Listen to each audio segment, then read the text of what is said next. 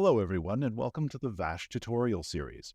Vash is a web-based animation suite that runs entirely in your browser and is capable of producing output videos complete with audio at any resolution.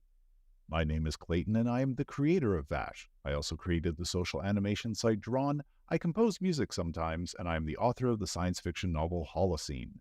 In this video, I'm going to go into detail about the timeline section of the Vash editor and how layers work. If you're new to Vash, please check out the introduction and basic tutorial video to help get you started. I'm going to start off with a little animation I've already created of an arrow just moving around the screen. The timeline is the bottom section of the screen where you actually manipulate all the objects related to the animation. It is the heart of your animation clip. The timeline section consists of the timeline header across the top and the body of the timeline, where you see all the individual frames and objects that are appearing in this clip. In the header, you have the timeline menu where you can add and remove layers and also insert other special objects that we will get into in future videos. Next to that is the sequence dropdown. Likewise, we don't need to worry about sequences. They'll be covered in a future video, but just to know that's where they are. These two buttons toggle the view of the timeline. The first one is the default view, which shows us the object timeline. And the second shows us the keyframe timeline, which for the selected objects shows us which properties have been keyframed and where those keyframes are and what type of transition is between them. While you're in keyframe mode, the previous and next buttons jump you to wherever the next keyframe is, quickly and easily. And I don't know if the toggle button works. Oh, it's a placeholder because it's in alpha. But in the future, that will toggle keyframes. Switching back to regular view, the next button is the start of the sequence. It will jump you to the first frame, and it's got a mate on the other side that will jump you to the last frame. If the mouse is over the timeline section, you can use the home and end keys on your keyboard to achieve the same effect. The previous object boundary and next object boundary take you to the start and end of whatever next object is on the timeline. Since there's only one object, it does the same thing right now as the home and end. The record button, when it's turned on, any action you take while in this mode creates a keyframe for that property. And as you move from frame to frame, you can change the values. And then when you play, it will now be tweening whatever you do there. On the right end of the timeline header is a clock icon. Clicking on it toggles between time view and frame count view. So this animation is 19 frames long. Here, if I move it up to being just over 1 second long, it's 1 second and 3 frames long, or 27 frames. If you click on the frame or time code here, you get a pop-up for go to. You can also use Control-G within the timeline. You can type in any frame or time code and it will take you to that point in the animation, even if you have no objects in the timeline there yet. Here I am in frame 500 at almost 21 seconds, and yeah, there is nothing. So I can use this to jump back to the beginning. By default, Vash animations are 24 frames per second, and the timeline body is divided into columns, one for each frame. You can see here at 24, that is the 1 second mark, and you can see it in the timeline as it counts from 1 to 20 or 0 to 23, and then we're at the 1 second mark at frame 24, and then it starts counting up from there again. Objects in the timeline are only drawn if they actually occupy a frame, and a clip is only as long as its rightmost ending entity. If I were to take the start of this triangle and slide it over so that it didn't occupy 0 anymore, the first few frames would be blank with the triangle then appearing. Likewise, if I go further down, if I were to shrink this and go further down the timeline and create a rectangle now and stretch that out, there will be a gap where nothing is drawn in these few frames, followed by the appearance of a rectangle. If I wanted a blue rectangle and a yellow triangle at the same time, I can't just add a blue rectangle to this. Composite shapes, which we'll get into in another video, allow you to put multiple shapes, but they merge together and share one color and one outline. So if I wanted a blue rectangle or any other shape, I need to have a new layer for every shape that I want. So I can either click on here and click Add Layer. I can select a layer and then hit Control L on the keyboard, or I can right-click. The timeline presently is the only component in Vash that has a context menu, and you can also access Add Layer from there. So if I add a new layer and I place a blue rectangle, I now have my blue rectangle and my yellow shape here. You'll notice that because the blue rectangle only exists at frame 0, it quickly disappears. If I want it to appear longer, I need to stretch it out to occupy more frames.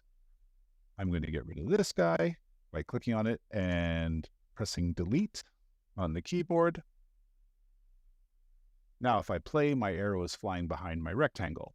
I'm going to go ahead and add another shape, and this time I will add a polygon, and we will make it green. Now, I know what you're saying, Clayton, that is a circle, not a polygon. Don't you know your shapes? Well, the reality is that is a polygon. It is a polygon with 100 sides.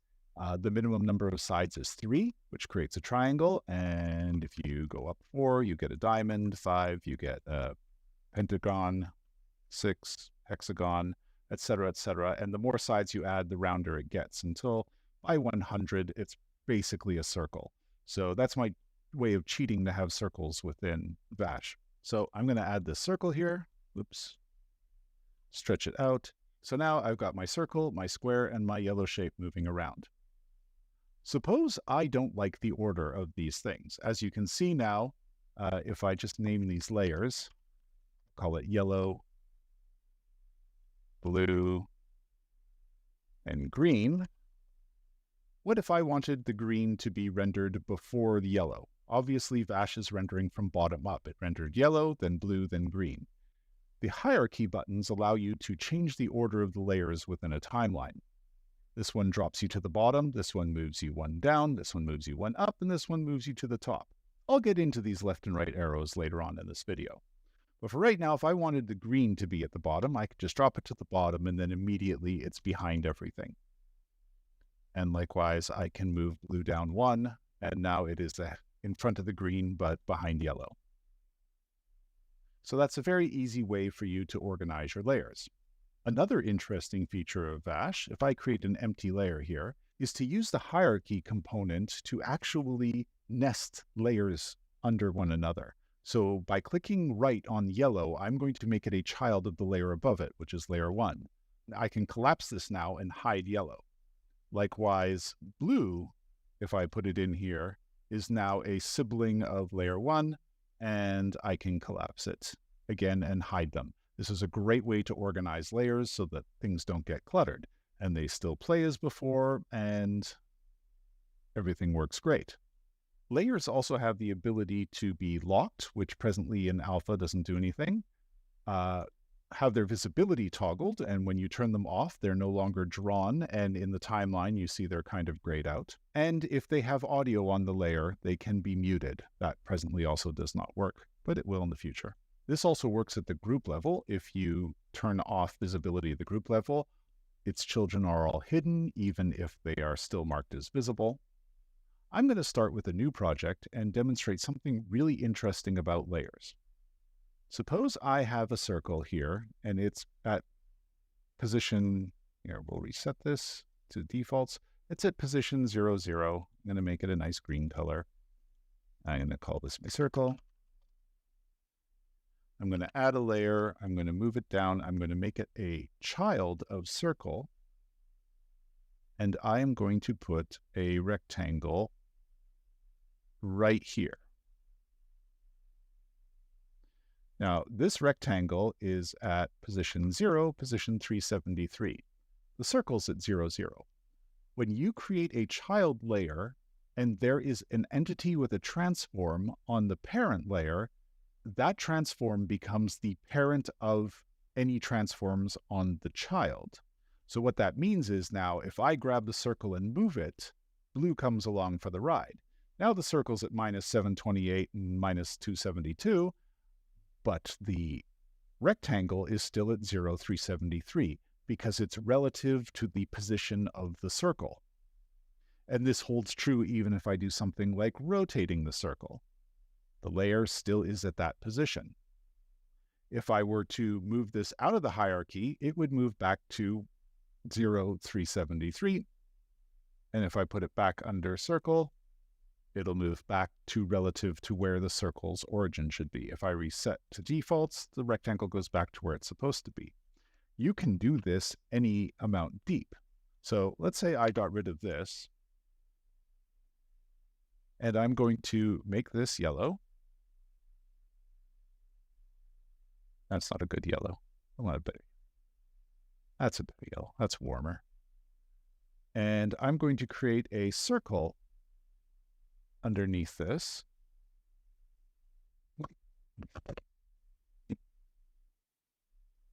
And move it here.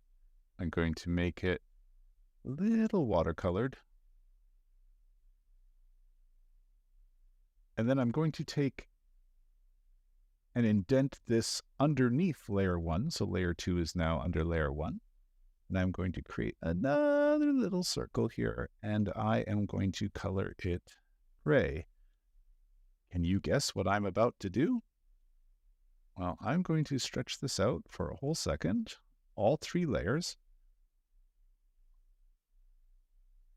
and I'm going to hit play. Right now, nothing's happening. But if I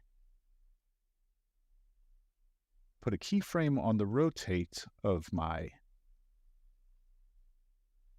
yellow star, or yellow star, now I have these 2 things orbiting it. And really, they're just rotating around it. The yellow circle is rotating as well, but you don't see it because it looks the same as it spins. And you'll notice it has a little bit of a lag at the very end. That's because I went all the way to 360. If I went to 350, it would be a bit smoother there at the bottom. See there? Now I can take my little blue ball and I can likewise animate this. But let's say I wanted it to spin twice as fast. So instead of doing 350, I want it to do 710. Now when I play this, it's a little hard to see because it's so fast. So I'll just go by frame with the arrow keys. You can see that the moon appears to be orbiting the Earth as it orbits the sun.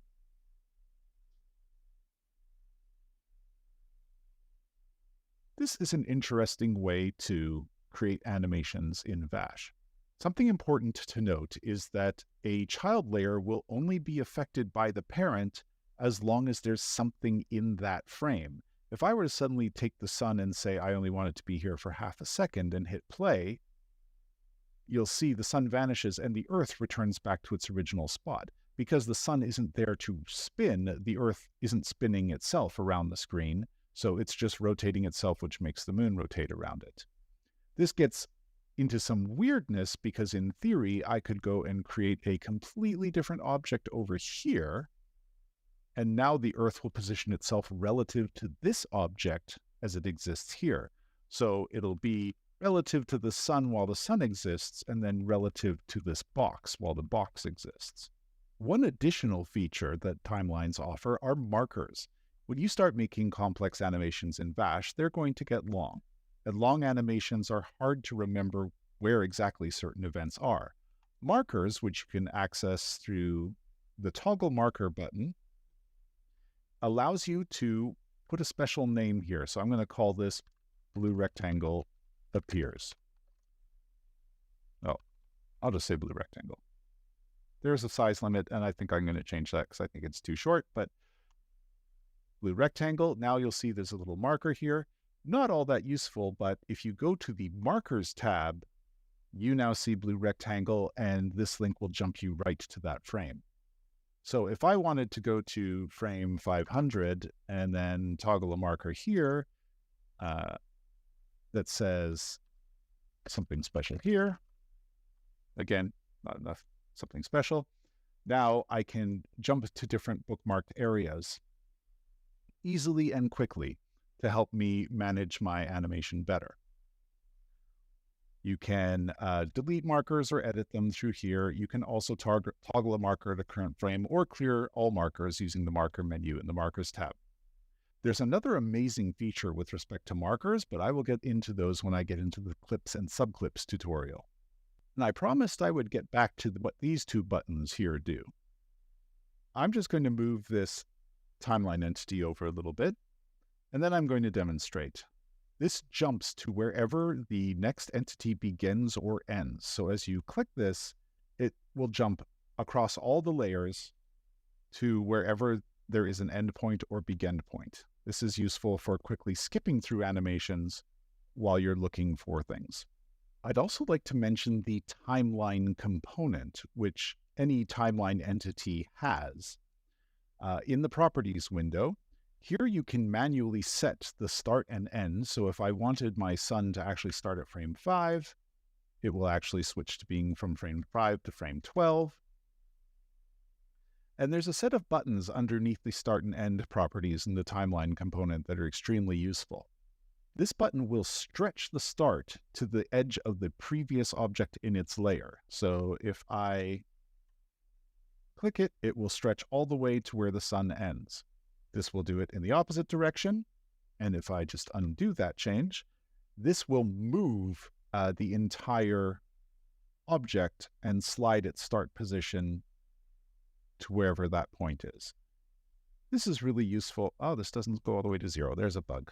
See, a tutorial video with a bug. But this is incredibly useful when you're dealing with a lot of layers and you decide you need to stretch one out for an extra few frames, and then you've got 10 more layers that you need to stretch out. You can just click on them and tell them to stretch themselves to the neighboring layer, and it will work beautifully. One last thing of note with respect to the timeline. Often when you're working on long animations, you may wish to focus on just a subsection of the animation. Right now, this is only available through keyboard, and I will figure out some way to add a menu for this. But the square bracket keys, which on your keyboard is to the right of the letter P, the open square bracket will put this little green repeat symbol, and the closing square bracket will put the closing repeat symbol. And what this tells Vash is that the timeline should only play between that start symbol and that end symbol. It also changes the behavior of the home and end keys and the home and end buttons in the timeline. So now when I play, you see I'm just cycling over this section of the animation. This is very helpful for testing small areas without having to keep worrying about finding your way back, especially in very long animations. I hope you found this tutorial helpful.